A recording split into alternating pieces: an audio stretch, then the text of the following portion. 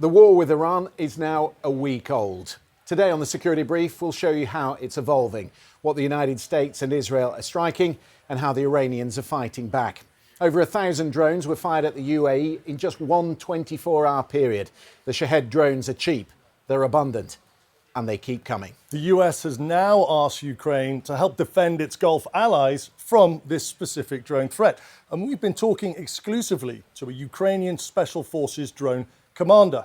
And we'll reveal what the world can learn. The map, the drones, the defence, and what comes next. This is the Security Brief. Stay with us.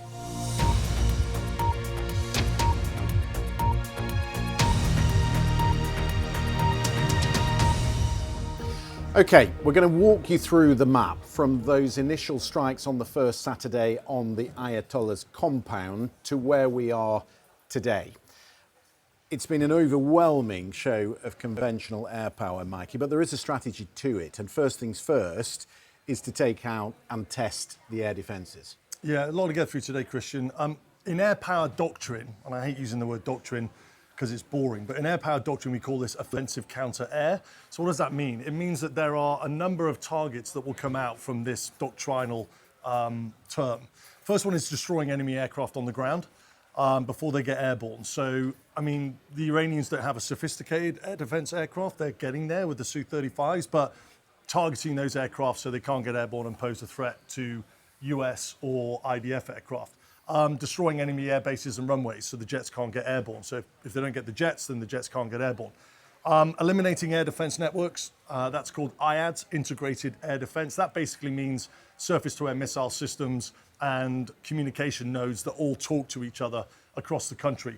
And then disrupting enemy C2. C2 is a word in the military we use for command and control. And all of these objectives under offensive counter-air are geared to progress towards air superiority, which in simple terms is the US and the IDF being able to conduct air operations without a major hindrance. OK, well, let's look at the map to get a picture of where it is spread across the country. What do you see? Well, there's obviously lots of targets, but if we can just take a look at the map now, we'll bring up what I think some of the key target sets are. If we look at the top one, targeted missile facility, you can see a lot of those in the west of the country. And the reason why there are lots of missile facilities in the west of the country is obviously the further west they are towards the border, the further the range that they can have extending across the Middle East. Targeted drone facilities, will come into this a lot more later on in the program. But again, this is the headache. The drone component is the headache, especially for the Gulf countries at the moment. Targeted naval base. The naval base at Bandar Abbas, you can see that just on the bottom of the picture. It's literally north of the Straits of Hormuz. This is strategic and it's critical because it enables the Iranians to be able to naval power project in one of the most critical pieces of water in the world. Economically, we've spoken about this a lot. What's left then?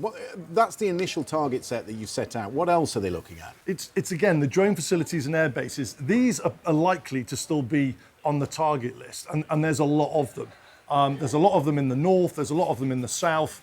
But as I said earlier on, the Iranians don't really have a sophisticated air defense fast jet capability and the missiles to go along with that.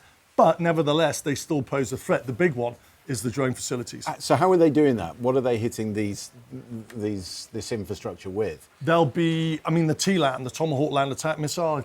I think we've got some footage of that. That is the weapon of choice at the moment. This is a Tomahawk Land Attack Missile. It's a cruise missile being launched from a warship, and these warships are likely part of the carrier strike groups that we see in the Mediterranean with the Gerald Ford, and that we see off the Gulf of Oman with the Abraham Lincoln. What's really unique about this Tomahawk Land Attack Missile is that it's got a 1,000-mile range, it travels at very low level, so it's hard to detect, and you can actually put steel penetrators on these things, which allows them to be bunker busters and take out those command and control nodes. Right, and also the bombers were involved, the B-2 Spirit, the B-1 Lancer that we talked about previously on the Security Brief. Round trips from continental United States? Yeah, it goes back to the home basing problem. So the Trump administration weren't getting approval from the UK to use Diego Garcia, for example, by the Chagos Islands, which whilst far away, isn't as far away as Whitman Air Base in Missouri. That's a 37-hour round trip. But they've not been using the GBU 57s, which we saw in Operation Midnight Hammer. They're the big 30,000 pound penetrators. Massive ordnance penetrators, exactly, the MOPs. They've not been using those, along with the B1, which is I think we've got some footage of the B1 here. It's a supersonic aircraft. It can travel at 1.25 Mach at high level. It can carry 75,000 pound payload. It can travel at 0.92 Mach at low level. With the B2, the combined B2 and B1 assaults or airstrikes using 2,000 pound bombs, they've been able to do a significant amount of damage. Can you show me the threat level from the ballistic missiles? Right, so in the build-up, we heard that ballistic missiles were on the priority list, and rightly so. Iran has the most volume and the most diverse ballistic missile threat in the Middle East. Let's take a look at we've got a graphic here actually, which shows some of the capability in terms of range rings. So right in that inner circle around Iran, the red ring, Shahed 1, that's a short-range ballistic missile. Shahed 2 is out to 500 kilometers. That's the orange ring that you can see outside. You've got the light blue ring. That's the Kiam 1. It's called a ballistic missile. It's like a short to medium range, 750 kilometers. And then the Shahed 3, which can go out to 2,000 kilometers. And what's interesting about that is when you look at RAF Akrotiri, which is in the southern part of Cyprus, obviously that's within range of the Shahed 3. But it's not just those missiles. Information suggests there's missiles called the Karam Shah ballistic missiles. This is an interesting ballistic missile that the Iranians have because it's actually got the highest payload in terms of a warhead at about 15 to 1,800 kilograms. And then the Shezil ballistic missiles, their estimated ranges are actually 2,000 to 2,500. So when you look at that graphic in the dark ring on the outside, you can potentially extend that range a little bit further. But the biggest headache, obviously, I mean, the ballistic missiles, an enormous threat, but the biggest headache day to day is the Shahed drone. Yeah, the Shahed 136. I mean, we've seen this in Ukraine. You know, in 2025, the Russians launched over 60,000 of these on Ukraine. This year, they've launched over 12,000 in just 2 months. So they are pervasive and they can cause a lot of havoc. Over 2,000 drones in the first week were launched by Iran. And if you just think about that, every dollar that Iran is spending on a Shahed drone, the UAE is spending $20 in shooting them down. And that cost-benefit ratio, we'll talk about this a lot, we have spoken about this a lot, it's unsustainable. That's the strategy of the Iranians. Just going back to your ring graphic, I don't know if we can bring that back up, but what would the range of the Shahed be?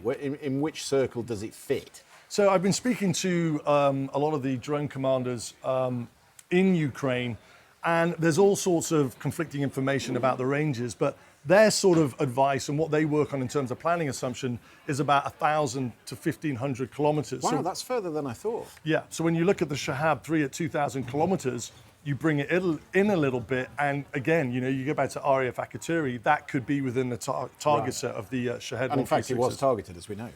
It was targeted. However, we have information suggesting that that particular drone didn't come from Iran. Now, we don't know. We haven't seen any bomb damage assessment. We haven't seen any forensic evidence of what that drone was. I mean, it could have come from Hezbollah in southern Lebanon. They do have drone capability, and it is thought that they also have Shahed capability as well. What numbers? Estimates at about 2,000, but again, unverified. When you speak to Western analysts about how many of these they have, how many they can produce, they will tell you that they can manufacture between 200 and 500 a month. The Iranians say it's much more than that. So the figure as to what they're producing is disputed. But in any case, they have a huge stockpile. The evidence is there for all of us to see. Yeah, it's frightening, the stockpile, if I'm honest. I say that, I don't say that lightly. But let's take a look at what the Shahed is. And what's been really interesting is that you and me have been talking about Shahed 136s for 3 years. I'm getting people asking me questions who have never heard of a Shahed, and it's obviously only because they're now being used on Gulf countries that people are starting to realize what this threat is. Ukrainians have been dealing with it for a long time. But if we look at this, it is a really, really simple system. You know, if one gets shot down and you open it up, you'll find it's remarkably rudimentary. The airframe and engine, it's a delta wing design. It's 3.5 meters long. So it is bigger than you think it is. Powered by a piston engine, a two-stroke piston engine, travels at around 120 miles an hour. So it's not particularly fast. The warhead that it carries is between 20 and 60 kilograms. And that will be based on the range you want it to fly, because the heavier the warhead. So it's a push propeller. It's what civilian hobbyists might use in light aircraft. Yeah, super simple. Really simple. And okay. And inside it, the technology, is that Iranian? The technology, so it's been shot. I mean, this is the kicker. When one was shot down and they opened it up, out of the 52 components removed from the Shahed that was captured, 40 were manufactured by 13 different American companies, commercial, off-the-shelf products called dual-use components. Just which is staggering. Just US parts? Not just US parts. There are components that have been traced back to companies that are headquartered in Canada, Japan, Germany, Poland, Netherlands, China, and Switzerland. And I think what's really important to know is that these companies are not directly selling these parts to Iran, but they get around the sanctions through shell companies and middlemen. So Iran is building a weapon of war here out of commercial dual-use parts that are actually difficult to control by sanctions. You often talk on the security brief about cost-benefit ratios. What's the most effective way to shoot these down? Yeah, cost-benefit ratio is the buzzword at the moment. For starters, you know, a $300,000 missile on a $35,000 Shahed drone, it's not sustainable given the numbers of drones that we're actually looking at. It's not just expensive, the reproduction of these missiles in order to counter the threat, you know, they're sophisticated. The production timelines are quite long. The stockpiles will be attrited pretty quickly given the numbers of the drones. So absolutely, you know, the cost-benefit ratio and the analysis on that means they have to find something better, more sustainable with a better cost-benefit ratio. But obviously it has to be effective as well. What are the defence chiefs in the Gulf currently facing this threat thinking about, do you think? So the first thing will be how much money and how complicated are the air defence systems that are conventional and currently being used to defeat these very low-cost threats like the Shahed. Let's just take a look at a graphic and do a bit of a cost comparison on that. Here we go. So the Iranian Shahed, the prices are actually a little bit higher. It's around 35 to 50,000 for the Shahed. The US Patriot missile system, the PAC-3, which is the latest missile, that's $4 million per interceptor, $4 million. Then you look at the US THAAD system, Terminal High Altitude Air Defense, 13 million a pop. Now, they're obviously designed to take out ballistic missiles, and they will be doing that. And then you've got the UK short-range advanced air-to-air missiles called the ASRAAM. That's what we've seen the UK Typhoons in Akrotiri getting airborne with, and in Qatar, and using that missile. That missile is $250,000 a pop as well. So you can see. So that's not sustainable. I mean, like, clearly it's not sustainable. In fact, the EU Commission said this week the Americans don't have enough to supply the region, the Europeans don't. So what is Ukraine going to supply the Gulf countries with to take down the Shaheds? Well, President Zelensky, he's spoken to his counterparts in the Gulf countries. So UAE, Qatar, Bahrain, Jordan, and Kuwait, they all reached out to him, by the way. And he's told them that he's prepared to take quote-unquote concrete steps to help them defend their military bases and civilian infrastructure, which I think the Ukrainians are the best in the world to advise on that. Is it just a kit, or are they going to send people to operate it? Well, I think, look, the Ukrainians are without doubt the best in the world at this. They've learned on the job, and there are a lot of NATO countries as well that can learn from, not just the Gulf states. So I think it'll be a combination. It's about the technology that they're now using. It's about the tactics, training, and procedures. It's about the protocols, and it's about the lessons identified. And that combination, that holistic package, will be absolutely invaluable to the Gulf countries. And you've been speaking to someone who might indeed travel or might send some of his own people to help the Gulf countries. Yeah, let me introduce you to a Special Forces commander. It's called the Typhoon Brigade. It's a drone unit. He's been operating with his teams on the front line. I met him in Kyiv just before Christmas, and he gave me a lot of information about what they're doing. And I think what he had to say from his experience and from other Ukrainian drone commanders' experiences will be, as I say, invaluable to the threat that the Gulf states are currently facing. Let's take a listen. Ukraine has always been searching for countermeasures, and we found them. It is a low-cost solution that has so far shot down a really large number of the Shahed drones. These are various types of interceptors that are constantly being improved and are highly effective for defense. Quite simply, if you weigh the cost of a Shahed drone against the cost of an interceptor, it is effectively the destruction of an expensive asset with a cheap one. Can you just describe how the Interceptor works? When we realized that a standard first-person view drone simply isn't capable of destroying a Shahed drone, we began looking for a solution. That led to the creation of the first interceptors. These interceptors have significantly higher speeds than first-person view drones. We also have to account for the fact that the enemy is trying to adapt their tactics, launching Shahed drones at higher altitudes, for example. We also still see a wide variety of low-altitude deployments as well. We have developed a specific counter-Shahed tactic, leveraging superior speed and a sufficient payload that doesn't just damage the target, but effectively destroys it. Why the Shahed 136 is such a problem? Because it's not a very sophisticated drone. Because of the sheer volume of targets entering our airspace, there was a point where we were unable to neutralize them all at once. That is why the Shahed drones became so successful and a relatively low-cost method. If you calculate the cost of the missile required to shoot down a drone versus the cost of the Shahed itself, the disparity is, of course, enormous. When it comes to the system, Michael, so you've got the Interceptor, what's the system that Gulf countries will need in order to have this effective counter capability to Shahed 136s? Obviously, there is the detection system. In order to destroy a Shahed drone, first you have to find it. The second necessary step is, of course, the creation of mobile air defense groups.